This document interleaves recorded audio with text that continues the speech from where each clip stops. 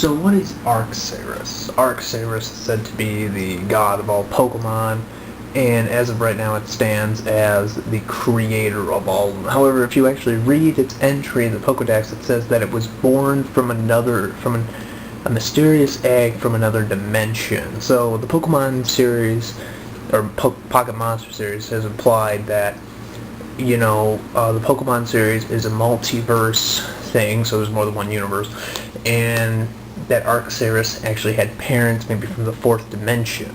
So if that's true, then Pokemon has proven that there can be more than one dimension, and there is definitely more than what we don't know, even though Arceus, for the most part, is already very interesting all by itself with its multi-type ability and being able to manipulate, and the ancient plates that it scattered all across the Sinnoh region, for example, and obviously they make cameos from other Pokemon games too, or you can just carry them over if you migrate your Pokemon.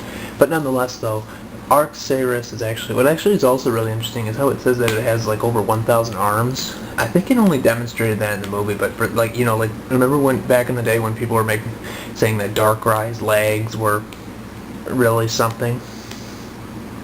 At the same time, though, there were some people that were stating stuff like Arceus, like it says in the Dexter that it has over 1,000 arms. However, what's really interesting is it really doesn't look like it has 1,000 arms, unless of course it can teleport them telepathically. But other than that, it really doesn't look like Arceus would even really have much of a, I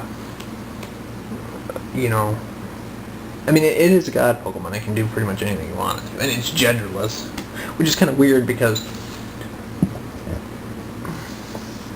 well, I guess it's not really weird because, if you say it's a god, it can be an it, it doesn't have to be male or female. Which is kind of weird though, because males are supposed to be males, and gods are supposed to be males, and goddesses are supposed to be female.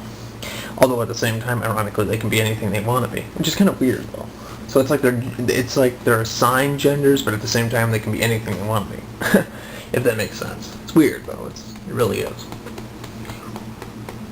But anyways, or maybe you could have like supernatural entities, deities that could actually be gendered, and they couldn't change. So it's kind of weird, But another possibility that I see with Arceus is that,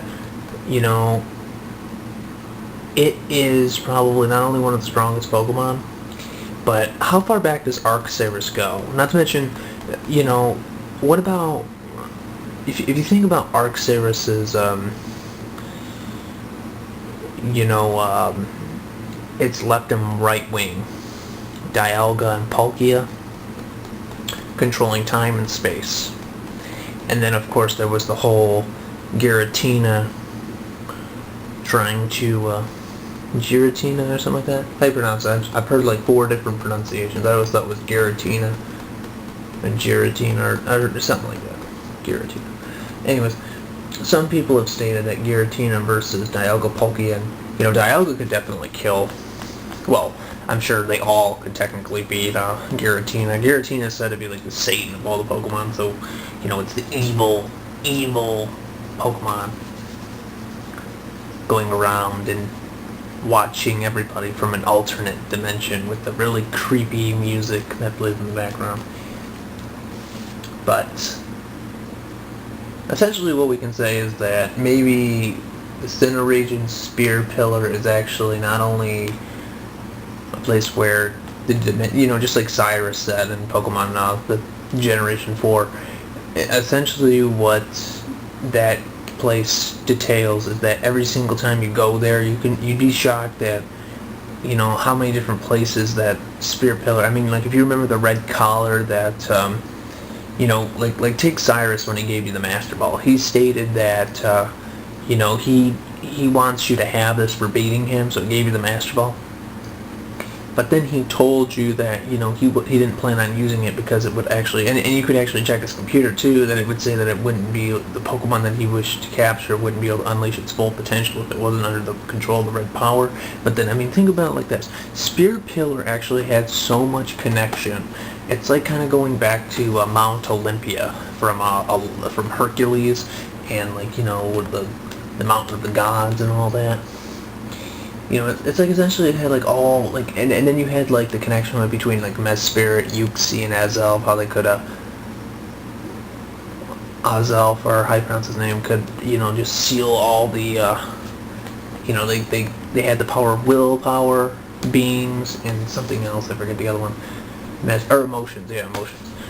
And, you know, and then you also had, like, the time dimension where Palkia could come in and out, or Dialga, and if you played Pokemon Platinum, you could actually go catch Dialga and Palkia in those portals. Not the ones that are in Gen 6, but the ones that are... Which is really interesting. The portals that you would fight Dialga and Palkia on level 70, I believe. And then there was the distorted realm.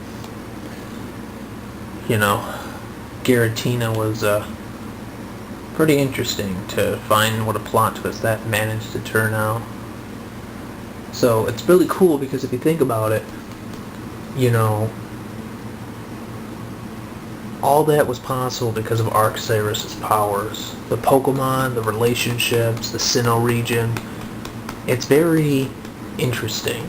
I mean, think of it like this. Pokemon doesn't always imply religion, I mean, in its own way. But at the same time, though, it's really interesting how, if you really look at the series as a whole, every single Pokemon has their own story. The legendary Pokemon are either sub-guardians or some sort of mystical being that was capable of creating some sort of like a ground of some kind, like a, you know, for the people in the world. Like, for example, Arceus is pretty self-explanatory. It created everything in the universe the Pokemon series takes, but the Pokemon universe takes place in. But there's probably another universe beyond that if they ever decide to explain that. Another one could be, like, you know, Dialga and Palkia control time and space. But at the same time, though, Giratina can actually manipulate time and space, but it's not on the same level as control. Like take Celebi, for example. You know, we know Celebi can time travel, but, you know, Dialga could also manipulate time, but it mastered time, so it can literally stop time travel if it wanted to. Like, if you play Pokemon Mystery Dungeon 2, remember the shiny Celebi, how she was going to teleport you out of, you know, the time gate and all that? But the problem was, though, Dialga was able to freeze time and stop you literally from going in it, but you somehow found a way around him. You know, that's how that worked. You know, and the same thing could be said about Arceus. Arceus might master time and space and all this other cool stuff, but you really don't know what it's capable of doing until you really see it in action. But, like, that's mostly, like, thanks to its stats being so high. And, like, even in the movie, even though the anime is really its own story, but it's really cool how they could take something like that. Like, you know, like, all these characters would be to say that, you know, like, oh yeah, you were trying to figure out the meaning of life, and it's like, oh yeah, here's the thing that created all of us. And it's like, wow, okay, how do we present ourselves to it? You know what I mean? Arceus, it's like the same thing in the Pokemon series. Like, when you first meet Arceus, it just looks at you, like, real silently, and then it challenges you. You know? And I mean, yeah, I know people make the jokes all they want, saying that, you know, it's a mortal versus a deity, you know? But it's really interesting how that plays out. So what is Arceus? Where did Arceus come from? It'd be really interesting if Game Freak would actually imply a little bit more about this. So if you like this video, you should comment, rate, subscribe, favorite, share this video. And hopefully you like it, because I'll be making a lot of these videos. And it's pretty much, you know, thanks to Proto Mario. Because, I mean, you know, he's a really cool guy. Like, I've seen his videos. And I like the idea that he does this. Like, you know, not stealing his style. I'm going to do my own thing, too.